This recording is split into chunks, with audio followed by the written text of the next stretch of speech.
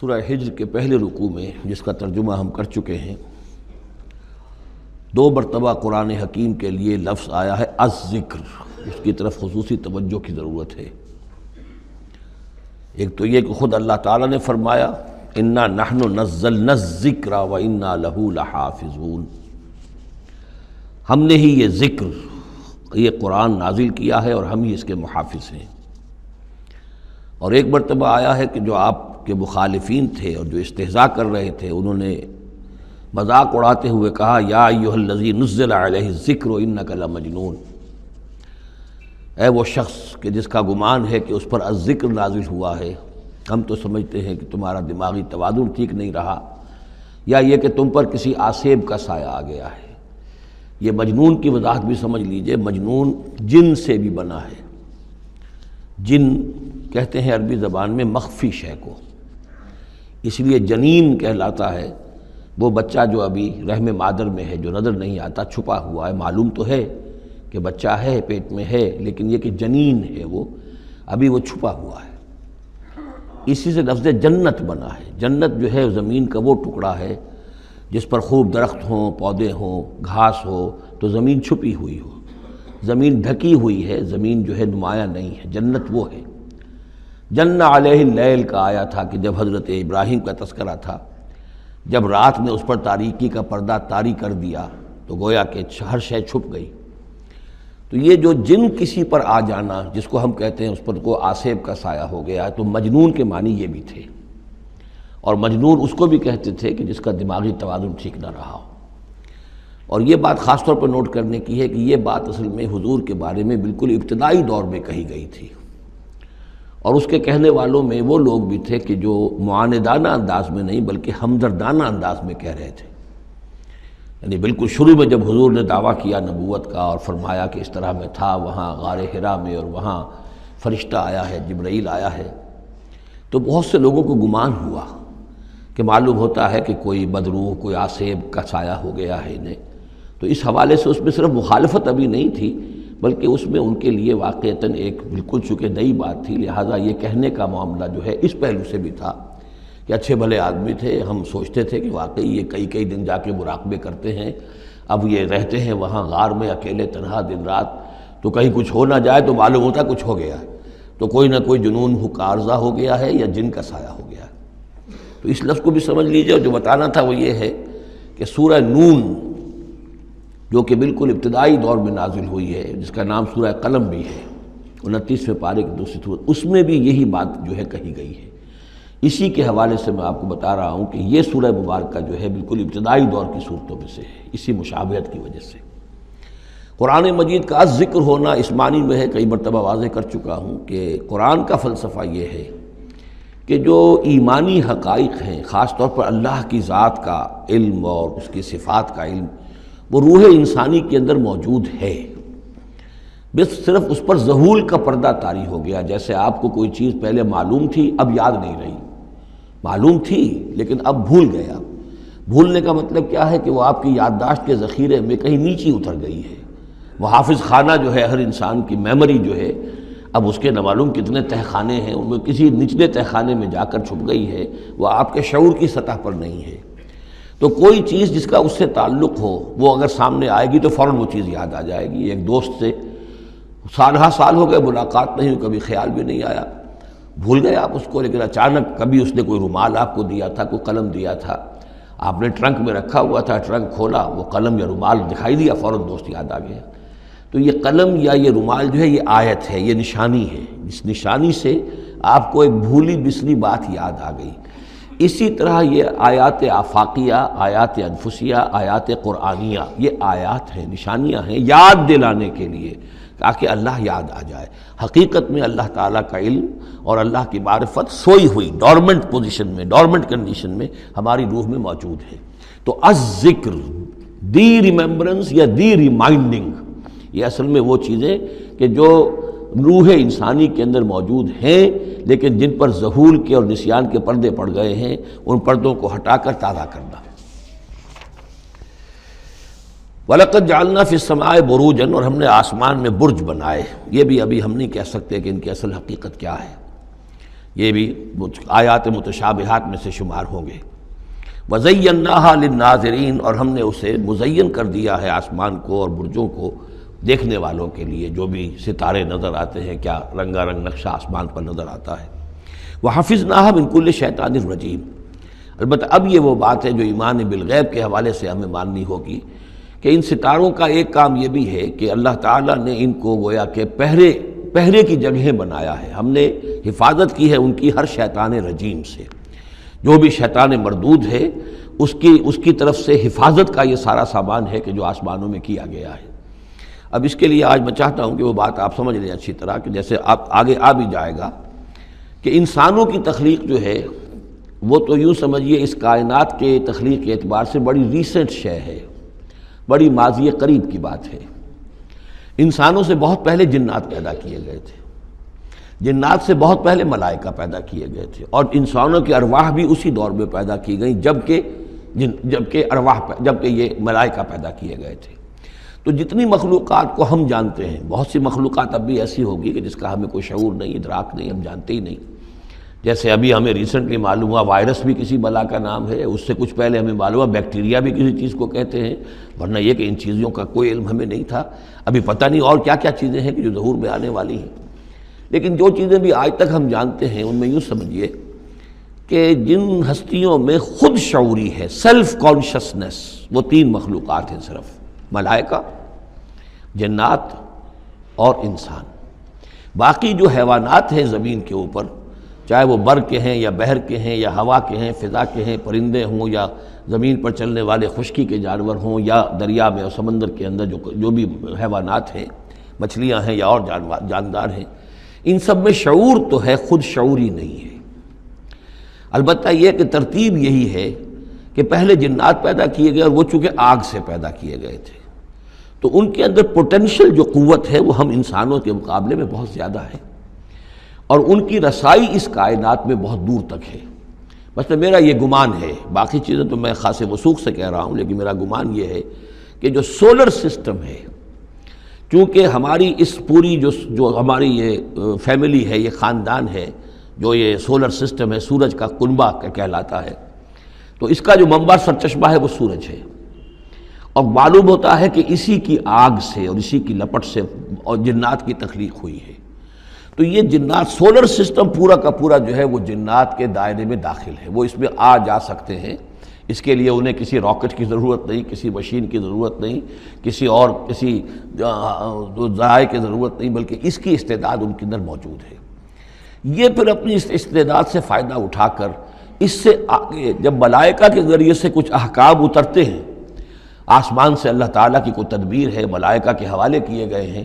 تو یہ پھر ان سے کچھ چیزیں اچکنے کی کوشش کرتے ہیں، تاکہ وہ جا کر انسانوں میں سے جو وہ عامل لوگ ہیں، کاہن لوگ ہیں، ان کو جا کے ان کو کچھ بتا دیں کہ اب یہ ہونے والا ہے۔ اس لیے کہ ملائے اعلیٰ میں فیصلہ ہو گیا، اللہ تعالیٰ کے ہاں ایک چیز کی تدبیر جو ہے وہ طے ہو گئی، اب اللہ تعالیٰ نے فرشتوں کے حوالے کیا ایگزیکیوشن کے لیے۔ ایسے ہی ہے جیسے کہ پریزیڈنٹ ہاؤس سے تو ایک حکم جو ہے وہ جاری ہو گیا، اب اس کا اجرا ہوا ہے، اب کوئی ٹائپ کرے گا، ٹائپ کر کے اسے ڈسپیچ کرے گا، وہ پھر کسی جگہ پر پہنچے گا، پہنچتے وقت لگے گا۔ اگر وہ جو ٹائپسٹ ہے جس نے ٹائپ کیا ہے وہ ٹیلی فون کرتے کہ صاحب اب یہ حکم آنے والا ہے، وہ تو آ جائے گا، تو ظاہر بات ہے وہ حکم تو پہنچ گیا اس کو، اور اس کے حوالے سے وہ جس شخص کو اس نے یہ خبر دے دی ہے وہ اپنی دکان چمکا سکتا ہے کہ دیکھیے مجھے پہلے سے معلوم تھا کہ یہ حکم آنے والا ہے۔ تو اس کائناتی حکومت کے اندر یہ سلسلہ ہے جس کے لیے کہ پھر اللہ تعالیٰ نے اس سولر سسٹم سے آگے کی جو بھی یونیورس ہے اس میں، یہ میرا گمان ہے جو میں عرض کر رہا ہوں اللہ عالم، اس میں جنات کو آگے بڑھنے سے روکنے کے لیے ان ستاروں کے اندر وہ میزائلز نصب کر رکھے ہیں کہ جب بھی کوئی جنات میں سے ادھر آگے ٹریس پاس کرنے کی کوشش کرتا ہے تو اس پر وہ میزائل پھینکا جاتا ہے، جس کو ہم شہاب ثاقب کہتے ہیں۔ یہ ہے پورا نظام کہ جو یہاں ہمارے سامنے آ رہا ہے۔ تو اس کی یہ حقیقت بہت حد تک تو یوں سمجھیے کہ ایمان بالغیب، کل من عند ربنا، ہمارے رب کی طرف سے ہے، ہم اس پر ایمان رکھتے ہیں، لیکن اب کسی نہ کسی حد تک یہ چیزیں جو ہے، جو بھی ہماری سائنٹیفک اب جو ارتقاء ہو رہا ہے، ترقی ہو رہی ہے، اس کے ساتھ کسی نہ کسی درجے میں کورابوریشن ہو جاتی ہے۔ وَحَفِظْنَاهَا مِن كُلِّ شَيْطَانٍ رَجِيمٍ، اور ہم نے حفاظت کر لی ہے ان آسمانوں کی ان شیاطین سے کہ جو مردود ہیں۔ إِلَّا مَنِ اسْتَرَقَ السَّمْعَ، سوائے اس کے کہ جو کچھ چرا کے لے بھاگا، مطلب یہ کہ فرشتہ نازل ہو رہا ہے اور فرشتے کے ساتھ احکام بھی ہیں، چونکہ یہ وہ نوری ہے، یہ ناری ہے، نور اور نار کے درمیان فاصلہ بہت تھوڑا ہے، بہت قرب ہے، لہذا اس کی بدولت اسی وجہ سے یہ جن تھا جو تھا عزازیل، لیکن فرشتوں کے ساتھ اس کا اٹھنا بیٹھنا تھا، انہی میں شامل تھا، اسی لیے ان کی جو آپس میں جو ان کا قرب ہے اس کی وجہ سے فرشتوں سے کوئی اچک لیتے ہیں۔ الا من استرق السمع، اگر کسی نے کوئی چیز سن لی اور سن کر وہ بھاگا، فاتبعہ شہاب مبین، تو اس کے پیچھے اس کا پیچھا کرتا ہے ایک انگارہ چمکتا ہوا۔ یہ مثائلز ہیں کہ جو اللہ تعالیٰ نے نصب کیے ہوئے ہیں۔ والارض مددناہا، اور زمین کو ہم نے پھیلا دیا جیسے بستر پھیلایا جاتا ہے، والقینا فیہا رواسیا، اور اس میں ہم نے لنگر ڈال دیے۔ یہ پہاڑ جو ہیں قرآن مجید بار بار کہتا ہے کہ زمین کا جو سٹیبلائزنگ ایفیکٹ ہے ان پہاڑوں کا زمین کی حرکت کے دوران۔ فَأَنبَتْنَا فِيهَا مِن كُلِّ شَيْءٍ مَوْزُونٍ، اور اس میں ہم نے اگا دی ہر شے جو کہ بہت ہی اندازے سے ہے، یعنی یہ کہ جو بھی کوئی ایک شے بھی اگر ایک حد سے آگے بڑھ جائے تو وہ باقی ساری چیزوں کو ختم کر دے گی۔ بعض ایسی مچھلیاں ہیں کہ اگر ان کی جو ریپروڈکٹیو صلاحیت ہے، جتنے ان کے انڈے ہوتے ہیں وہ سب انڈے جو ہیں وہ مچھلیاں بن جائیں تو چند ہی سال کے اندر یہ زمین جو ہے اس سے کئی گنا حجم جو ہے وہ ایک مچھلی کی اولاد سے اور ایک مچھلی کی نسل سے وجود میں آ جائے گا۔ تو ایک کنٹرول کیا ہوا اللہ نے ہر شے کے اوپر، تمام چیزیں جو ہیں وہ ایک اندازے کے مطابق، ایک وزن کے ساتھ، ایک اندازے کے ساتھ اس دنیا میں چل رہی ہیں۔ من کل شیء موزون، ہر چیز جو ہے وہ ایک اندازے اور وزن کے مطابق ہے۔ وجعلنا لکم فیہا معاش، اور ہم نے اس میں تمہارے لیے طرح طرح کے معاش کے سلسلے پیدا کر دیے۔ ومن لستم لہ برازقین، اور ہم تو ان کو بھی روزی کا سامان دیتے ہیں جن کو تم رزق نہیں دیتے۔ ایک تو یہ ہے کہ تمہارے پاس گھوڑا بندھا ہوا ہے، تمہیں فکر رہتی ہے چارہ اس کو دینا ہے، کچھ نہ کچھ دانہ ڈالنا ہے، لیکن کتنی مخلوقات ہماری ہے کہ تم نہیں ہو اس کو رزق دینے والے، ہم رزق پہنچا رہے ہیں۔ وَإِن مِّن شَيْءٍ إِلَّا عِندَنَا خَزَائِنُهُ، اور نہیں ہے کوئی شے مگر یہ کہ ہمارے پاس تو اس کے خزائن ہیں، لا متناہی، ہماری ریسورسز جو ہیں وہ یہ کہ لمیٹڈ نہیں ہے، لیکن وَمَا نُنَزِّلُهُ إِلَّا بِقَدَرٍ معلوم، ہم نہیں نازل کرتے اس میں سے مگر ایک اندازے کے مطابق کہ جو طے شدہ ہے۔ یعنی یہ کہ سٹور تو بہت بڑا ہے، لیکن یہ کہ سٹور سے جو ایشو ہوتا ہے اللہ تعالیٰ کے ہاں ہر چیز کا، تو اس کا ایشو ہونا جو ہے وہ اندازے کے مطابق ہے، ایک حساب کتاب کے ساتھ ہے، ورنہ جیسا کہ میں نے کہا کیوس ہو جائے۔ وَأَرْسَلْنَا الرِّيَاحَ لَوَاقِحَ، اور ہم نے بھیج دی ہوائیں، ہم بھیج دیتے ہیں ہوائیں جو بوجھل ہوتی ہیں یا بوجھل کرنے والی ہوتی ہیں۔ لواقعہ کا مفہوم پہلے تو یہ سمجھا جاتا تھا کہ چونکہ وہ بادلوں کو لے کر آتی ہیں اس اعتبار سے، لیکن اب ادھر ایک اشارہ ہو رہا ہے جدید سائنس کے حوالے سے کہ پولن گرینز جو ہیں وہ بھی ہواؤں کے ذریعے سے آتے ہیں، اور وہ پھر آ کر پھولوں کو جب وہ وہاں فرٹیلائزیشن ہوتی ہے تو اس سے پھر وہ فصل بنتی ہے۔ تو ہوائیں جو ہیں وہ گویا کہ بار آور کرتی ہیں،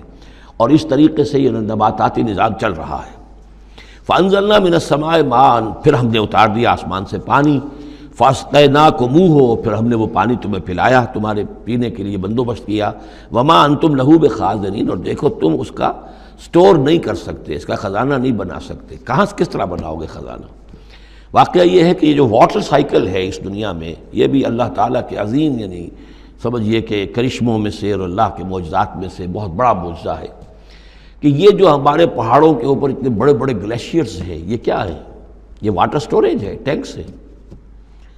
یہیں سے تو پانی ہے جو آ رہا ہے نیچے، وہ پگھل رہا ہے سب دھوپ سے، اور پھر وہ ندی نالوں سے ہو کے دریاؤں میں آیا، اور دریاؤں سے ہوتا ہوا زیر زمین سوتوں میں سے بھی گزر رہا ہے۔ وہ آپ نے کہیں پمپ سے نکال لیا، کہیں کنواں کھود لیا، پھر وہ پانی سارا کا سارا سمندروں کے اندر پہنچ گیا، ڈرین ہو گیا، پھر سمندر سے اب یہاں پر وہ ہو رہا ہے کہ دھوپ کی تمازت سے اب اس کی وہ بخارات بن رہے ہیں، اور وہ بخارات اوپر جا رہے ہیں، پھر وہ واپس جا رہا ہے، پھر وہ جو اوور ہیڈ ٹینکس ہیں وہ پھر جو ہے ریپلینش ہو رہے ہیں، وہ ساری جو کمی ہو گئی تھی پھر نئی برف پڑ گئی ہے، نیا سٹور۔ یہ جو نظام ہے اللہ کا، اور یہ واٹر سائیکل سے ہی زندگی قائم ہے۔ مبدأ حیات پانی ہے، مادہ تخلیق حیوانات کا، جو اس دنیا کے حیوانات ہیں ان کا مادہ تخلیق مٹی ہے، مادہ تخلیق جنات کا آگ ہے، مادہ تخلیق انسانی ارواح اور ملائکہ کا نور ہے، لیکن مبدأ حیات جو ہے، حیات انسانی جو ہے یہاں پر، یا حیات حیوانی جو زمین کی ہے، اس پلینٹ کے اوپر جو زندگی ہے، اس کا مبدأ پانی ہے، اس حیات کا۔ تو اب یہ پانی کا سائیکل ہے جو چل رہا ہے. وما انتم لہو بخازنین، تم اس پانی کا کتنا خزانہ کر سکتے ہو، کتنا سٹور کر سکتے ہو، کس طرح کا نظام چلا سکتے ہو، کتنے بڑے پیمانے پر یہ واٹر سائیکل جو ہے اللہ تعالیٰ نے اس دنیا کے اندر چلایا ہوا ہے. وَإِنَّا لَنَحْنُ نُحْيِي وَنُمِيتُ، اور یہ یقیناً ہم ہی ہیں جو باقی بھی رکھتے ہیں اور موت بھی وارد کرتے ہیں، زندہ بھی رکھتے ہیں اور موت بھی وارد کرتے ہیں. وَنَحْنُ الْوَارِثُونَ، اور پھر ہم ہی وارث ہوں گے. ہر شے ختم ہو جائے گی، کسی کی کوئی ملکیت نہیں رہے گی، ساری کی ساری چیزیں پھر ہماری ہی کائنات ہے، ہماری ہی ملکیت ہے. وَلَقَدْ عَلِمْنَا الْمُسْتَقْدِمِينَ مِنْكُمْ وَلَقَدْ عَلِمْنَا الْمُسْتَأْخِرِينَ، ہمارے علم میں سے ہے کون لوگ تم میں سے آگے بڑھیں گے. اب دیکھیے چونکہ ابتدائی زمانے کی صورت ہے یہ، اب کون لوگ ہوں گے جو آگے بڑھ کر قرآن کو سینے سے لگائیں گے، کون لوگ ہوں گے جو محمد کی دعوت پر لبیک کہیں گے. یعنی جو ہم پڑھ چکے ہیں سورہ توبہ میں، السابقون الاولون من المہاجرین والانصار والذین اتبعوہم باحسان، یہ کون لوگ ہوں گے ہمیں معلوم ہے. ہم تو پہلے سے جانتے ہیں کہ ابو بکر ایک لمحے کی دیر نہیں لگائے گا، ہمیں معلوم ہے کہ عثمان کو ایک کچھ زیادہ وقت نہیں لگے گا، ہمیں معلوم ہے کہ ابو بکر کی تبلیغ سے یہ طلحہ اور زبیر اور عبد الرحمن ابن عوف اور سعید ابن زید اور یہ سب لوگ جو ہے ایمان لے آئیں گے، اور ہمیں یہ بھی معلوم ہے کون پیچھے رہ جائے گا، وہ بھی ہمیں معلوم ہے. وَلَقَدْ عَلِمْنَا الْمُسْتَقْدِمِينَ مِنْكُمْ وَلَقَدْ عَلِمْنَا الْمُسْتَأْخِرِينَ وَإِنَّ رَبَّكَ هُوَ يَحْشُرُهُمْ، اور پھر آپ کا رب ان سب کو جمع کرے گا. إِنَّهُ حَكِيمٌ عَلِيمٌ، یقیناً وہ کمال حکمت والا اور علم رکھنے والا ہے. اب جو اگلا رکوع آ رہا ہے سورہ مبارکہ کا، یہ اس اعتبار سے بڑا اہم ہے کہ اس میں تخلیق انسانی کے ضمن میں ایک بڑی ثقیل اصطلاح استعمال ہوئی ہے، اور یہ ثقیل اصطلاح 3 مرتبہ آئی ہے. اب ظاہر بات ہے کہ قرآن مجید جو ہے اگر اس طرح کی کوئی شکل اختیار کرتا ہے تو کوئی نہ کوئی حکمت اور ضرورت اس کی پشت پر ہوتی ہے. وَلَقَدْ خَلَقْنَا الْإِنسَانَ مِنْ صَلْصَالٍ مِّنْ حَمَإٍ مَّسْنُونٍ، اور یقیناً ہم نے انسان کو بنایا ہے اس مٹی سے جو سنی ہوئی تھی گارے کی اور پھر سوکھ کر کھنکنے لگی. حَمَإٍ مسنون، سنا ہوا گارا جس میں سے بدبو بھی اٹھ رہی ہو. دیکھیے یہ جو انسان کے مادہ تخلیق کے ضمن میں قرآن میں الفاظ آئے ہیں، اب ان کو گنتے جائیے. نمبر 1 تراب، مٹی سے بنایا انسان کو. مٹی میں پانی مل گیا، گارا بن گیا، تو اس کو کہتے ہیں تین، من تین. خلقتنی من نار وخلقتہ من تین، یہ سورہ اعراف میں ہم پڑھائے ہیں. ابلیس نے کہا تھا کہ مجھے تو نے بنایا آگ سے اور اس کو بنایا آدم کو گارے سے، اور اب چاہتا اور مجھے حکم دے رہا ہے کہ میں اس کے سامنے جھکوں. میں تو اس کے سامنے نہیں جھک سکتا. 3 کے بعد آیا تین لازب، گارا پڑا رہے تو وہ جب اس کے اندر پھر کچھ چپچپاہٹ پیدا ہو جاتی ہے، اور یہ پرانے زمانے میں ہوتا تھا. اب تو میں سمجھتا ہوں کہ جدید نسل کو تو ان چیزوں کا علم ہی نہیں ہے. کچے گھر بنتے تھے تو انہیں لیپتے تھے، پوتتے تھے، گارا بناتے تھے، تغاری ہوتی تھی، پھر مٹی کے اندر تھوڑی سی توڑی ڈال دیتے تھے. کوئی آرگینک میٹر ڈالیں گے تو فرمنٹیشن ہوگی، فرمنٹیشن ہوگی تو لیس سا اٹھے گا. ورنہ یہ کہ گارا جو ہے اگر اس گارے سے اگر پلسٹر کریں گے تو وہ پھٹ جائے گا. لیکن جب وہ گارا ذرا سن جاتا ہے، اس میں لیس پیدا ہو جاتا ہے، تو پھر اب جب اس کے ساتھ لیپتے تھے دیواروں کو، میں نے تو اپنے بچپن میں یہ سب دیکھا ہے، ایسے گھروں میں ہم رہے بھی ہیں کہ جن میں یہی فرش بھی اسی طریقے سے لیپے ہوئے ہوتے تھے اور دیواریں بھی ہوتی تھیں. تو یہ کہ پھر اس کے اندر وہ ایک لیس سا پیدا ہو جاتا ہے فرمنٹیشن سے، وہ تین لازب ہے. اس سے اگلی سٹیج یہ ہے کہ اب وہ سڑنے لگے. یہ یعنی فرمنٹیشن اتنی پہنچ گئی کہ اس میں ہے حَمَإٍ مسنون، سنا ہوا گارا. پھر اگر کسی وجہ سے وہ خشک ہو جائے تو اب وہ کھنکنے لگتا ہے. جیسے کہ کبھی آپ نے دیکھا ہوگا ساحل کے قریب یا کسی دلدلی علاقے میں پپڑی اوپر آ جاتی ہے، جیسے زمین کے اوپر جو ہے پپڑی سی ہوتی ہے، اس پر آپ چلتے ہیں تو وہ کر کر ٹوٹتی ہے، کھنکنے والی مٹی بن جاتی ہے. وہ سنا ہوا گارا خشک ہو کر کھنکنے لگتا ہے. یہ سٹیجز ہیں ان مادہ تخلیق کی کہ جو آدم یا انسان کی تخلیق کے ضمن میں قرآن میں آئے. حالانکہ ایک لفظ بھی کفایت کر سکتا تھا، مٹی سے بنایا، مٹی سے بنایا، تین سے بنایا، گارے سے بنایا، پھر تین لازم سے بنایا، پھر حَمَإٍ مسنون سے بنایا، من صلصال کالفخار سے بنایا، اور صلصال من حَمَإٍ مسنون. پھر صلصال کالفخار آخری سٹیج ہے، وہ ایسے بجنے لگا جیسے کہ اب یہ جو ہے وہ آئے گا سورہ رحمان میں. تو اس سے یقیناً کورابریشن ہو رہی ہے کہ جو بھی ایوولوشن کا جو بھی نظریہ آیا ہے، اب اس میں اس کو بھول جائیے کہ اللہ تعالیٰ نے اسپیشل کریشن انسان کی اور باقی حیوانات ہو سکتا ہے اس ایوولوشن کے ذریعے سے پیدا کیے ہوں. اس وقت بحث جو ہے کریشن آف مین کے بارے میں نہیں کر رہا ہوں، لیکن یہ کہ سائنس نے بھی ایک تو یہ بات بتائی کہ یہ ساری حیات حیواناتی جو بھی زمین پر ہے یہ مٹی سے بنی ہے. گویا کہ متفق گردید رائے بو علی بارائے من، قرآن اور سائنس متفق ہو گئے. پھر یہ کہ اس میں مٹی کے اندر گارے کی شکل بنی، پانی ملا، مبدأ حیات پانی ہے، قرآن بھی کہہ رہا ہے۔ پھر یہ کہ وہ ساحلی علاقوں پر دلدل بنی، اور دلدل کے اندر پھر وہ فرمنٹیشن وہاں ہوئی، اور اسی میں پھر جب وہ دراڑیں سی پڑ جاتی ہیں سمندر کے قریب دلدلی علاقے میں، تو وہاں سے ان کا کہنا ہے کہ حیات کا آغاز ہوا، الجی یا امیبا، حیواناتی حیات، اور یا یہ کہ نباتاتی حیات کا۔ تو یہ چیزیں جو ہیں یہ سٹیجز تقریباً اسی کے ساتھ، یہ تمام الفاظ جو ہیں قرآن کے جو استعمال کر رہا ہے ان کے ساتھ کسی حد تک اس کا ایک ربط اور تعلق قائم ہوتا ہے۔ اور ہم نے بنایا انسان کو اس مٹی سے جو سڑنے کے بعد، اس گارے سے کہ جو سڑنے کے بعد سنا ہوا گارا پھر وہ کھنکنے لگا تھا، سوکھ